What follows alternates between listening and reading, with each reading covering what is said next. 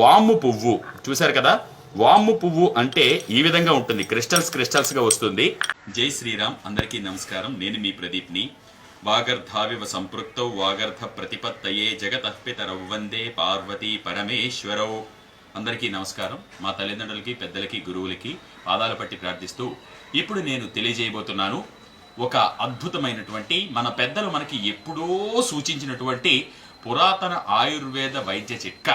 ఇది గనక మన ఇంట్లో ఉంటే, ఒక్కసారి చేసి పెట్టేసుకుంటే, దీన్నే రామతైలము అని పేరు కూడా పెట్టారు.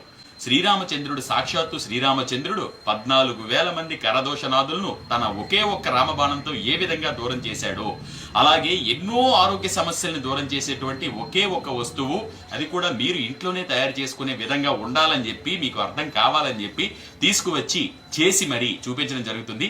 దీనికి కావాల్సిన పదార్థాలు 3. దీనివల్ల లాభాలు అన్నీ కూడా చెప్తాను. చూడండి, ఇక్కడ మీకు అర్థం కావాలని క్లియర్గా పేర్లు కూడా రాసి పెట్టాను. దీనికి కావాల్సింది ఏంటంటే ముద్ద కర్పూరము. ఇది ప్యూర్ భగవంతుడికి సమర్పించేటువంటి హారతిలో వాడేటువంటి ముద్ద కర్పూరము. ఇది మెడిసిన్ గా కూడా చాలాటికి వాడతారు, దానికి ఉత్పాదనం కూడా చెప్తాను. రెండవది వాము పువ్వు. చూశారు కదా, వాము పువ్వు అంటే ఈ విధంగా ఉంటుంది, క్రిస్టల్స్ గా వస్తుంది. తరువాత మూడవది పుదీనా పువ్వు. ఈ 3 ఉంటే సరిపోతుంది. ఈ 3 కొంచెం రేటు ఎక్కువగానే ఉంటాయి, ఎందుకంటే స్టాక్ మార్కెట్ ప్రకారం వీటి రేట్లు నిర్ణయించడం జరుగుతుంది. మరి కాబట్టి ఈ 3టితో ఎంతో అద్భుతంగా చేసుకునేటువంటి రామ తైలం ఏ విధంగా చేయాలో చూద్దాం ఇప్పుడు. రామరసం అంటారు అసలు దీన్ని. మరి ఈ రామరసాన్ని తయారు చేయడం ఎలాగో చూద్దాం ఇప్పుడు.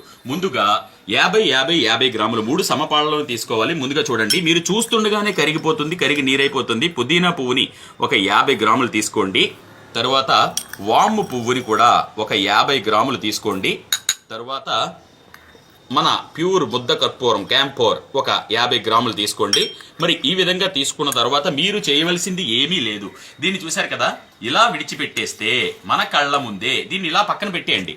పక్కన పెట్టగానే అదేమవుతుందంటే చూస్తూ ఉండగా నీరైపోతుంది. ఏ విధంగా నీరవుతుందంటే మీకు ఆల్రెడీ ఒక్క 10 నిమిషాల ముందు వేసి చూపించాను. కావాలంటే ఇప్పుడు కూడా చూడండి. 10 నిమిషాల ముందు చేసినటువంటి, చూసారా. కాకపోతే దీనికి తీసుకోవాల్సిన జాగ్రత్తలు ఉన్నాయి. దీన్ని ఏ విధంగా వాడాలి, దేనికి ఇది పనిచేస్తుంది చూసారా. ఇది ఎన్నో వేల రూపాయలు ఖర్చు పెట్టినా తగ్గలేనటువంటి జాయింట్ పెయిన్స్ ఏవైతే ఉన్నాయో, ఈ మోకాళ్ళ నొప్పులు కావచ్చు, తర్వాత ఈ ప్రతి జాయింట్ మన శరీరంలో ఏ పార్ట్లు అయితే జాయింటెడ్ గా ఉన్నాయో వాటన్నిటికీ అద్భుతంగా పనిచేస్తుంది. చూసారు కదా, ఇక్కడ ఈ విధంగా తయారవుతుంది రామరసము. ఈ రామరసాన్ని ఏ విధంగా వాడాలి, దేనికి పనిచేస్తుంది అన్న విషయాన్ని ఇప్పుడు నేను చెప్తాను. దీనిని కేవలము గాజు సీసాలలో మాత్రమే మీరు భద్రపరచాలి. ఎందుకు అంటే ప్లాస్టిక్ కి దీని పవర్ ని తట్టుకునే శక్తి లేదు. ఇది చాలా శక్తివంతమైనది.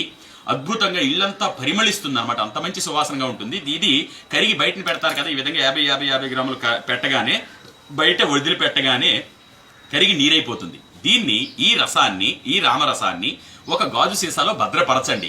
మీకు ఎప్పుడైనా సరే జ్వరం వచ్చిందనుకోండి, ఇదిగో ఇలా చూడండి, మీకు కేవలం ఈ టీ గ్లాసు వాటర్ తీసుకోండి. 2 చుక్కలు చూసారు కదా, 1 2 అంతే. ఈ 2 చుక్కలు వేయగానే మీకు పైన ఈ విధంగా చూడండి, పైన ఈ విధంగా తేలుతుంది. దీనిని అలా తాగేయచ్చు. జ్వరం వచ్చినప్పుడు మాత్రమే 2 చుక్కలు మాత్రమే వాడాలి. తరువాత ఈ ఆయిల్ ని ఎక్కడెక్కడ అప్లై చేస్తారు, ఎప్పుడు మీకు నొప్పి అనిపిస్తుందో, బాధ అనిపిస్తుందో అక్కడ మర్దన చేస్తారు. జస్ట్ ఇలా తీసి రాస్తారు అంతే. ఇల్లంతా పరిమళం, ఒళ్ళంతా పరిమళం, అద్భుతమైన సువాసన వస్తుందన్నమాట. మరి ఈ రామరసాన్ని ఇంట్లోనే తయారు చేసుకోండి. అయితే మరొక విషయం ఏమిటంటే, దీన్ని తలకి పైన మాత్రం తగలనివ్వవద్దు. ఇది చాలా పవర్ఫుల్. ఎంత బాగా పనిచేస్తుంది, నాకు విపరీతమైన తలనొప్పి వస్తుంది, రాస్తాను అంటే మాత్రం కుదరదు. ఎందుకంటే పైన ఇది పనిచేయాలంటే ఇది ఇంత శక్తివంతమైనది. చాలా సర్వేంద్రియానం నయనం ప్రధానం అంటారు, సర్వావయవానం శిరః ప్రధానం అన్నారు. ఈ శిరస్సు అనే దాంట్లో చాలా సెన్సిటివ్ పార్ట్స్ ఉంటాయి. మనకి మీరు చూసినట్లయితే పంచేంద్రియాల్లో ప్రధానంగా ఉన్నవి కూడా కన్ను, ముక్కు, చెవి, నోరు అన్ని కూడా శిరస్సులోనే ఉంటాయి. కాబట్టి దానికి మాత్రం తగలనివ్వకండి. ఇంత అద్భుతమైన రామతైలాన్ని ఇంట్లోనే తయారు చేసుకోవాలని నా ప్రార్థన.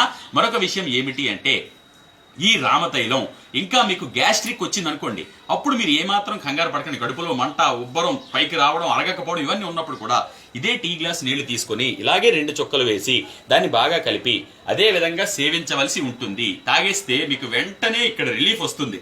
ఈ జఠరాగ్ని ఉత్పాదనలో ఏమాత్రం తేడా వచ్చినా కూడా దీన్ని సెటరేట్ చేస్తుంది.